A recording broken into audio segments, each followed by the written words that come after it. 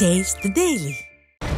மழை நிலவரம் தங்க விலை நிலவரம் போல் கொலை நிலவரத்தை எடுத்து பாலியல் குற்ற நிலவரம்.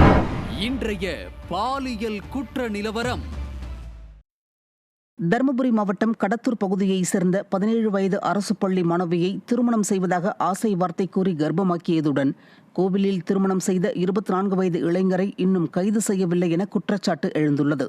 கடந்த 5ஆம் தேதி மணியம்பாடி முருகன் கோவிலில் வைத்து சிறுமியை குழந்தை திருமணம் செய்த அபிஷேக் என்பவர் மீது சிறுமியின் பெற்றோர் புகார் அளித்துள்ளனர். பெயருக்கு வழக்கு பதிவு செய்த காவல்துறை இதுவரை அபிஷேக்கை கைது செய்யவில்லை என குற்றச்சாட்டு எழுந்துள்ளது.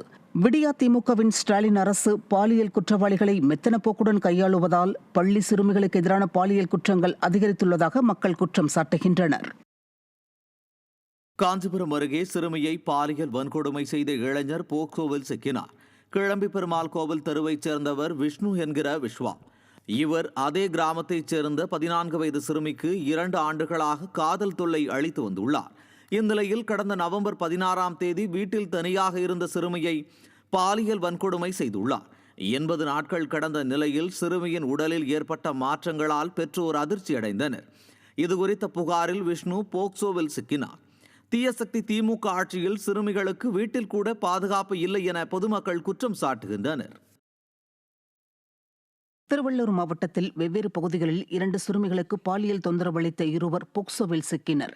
மணவாள நகரை சேர்ந்த சஞ்சய் என்பவர் அதே பகுதியைச் சேர்ந்த 16 வயது சிறுமியை காதலிப்பதாக கூறி கடந்த 10 மாதங்களாக பாலியல் வன்கொடுமை செய்து வந்த நிலையில் போக்சோவில் சிக்கினார். இதேபோன்று ஊத்துக்கோட்டை பகுதியைச் சேர்ந்த பாலாஜி என்பவர் அப்பகுதியில் 16 வயதுடைய பள்ளி சிறுமியிடம் பாலியல் சீண்டலில் ஈடுபட்டுள்ளார். இதுகுறித்த புகாரில் பாலாஜி போக்சோவில் சிக்கினார். இதை அறிந்த பொதுமக்கள் ஸ்டாலின் ஆட்சியில் சிறுமிகளின் வாழ்வு சீரழிவதாக குற்றம் சாட்டுகின்றனர்.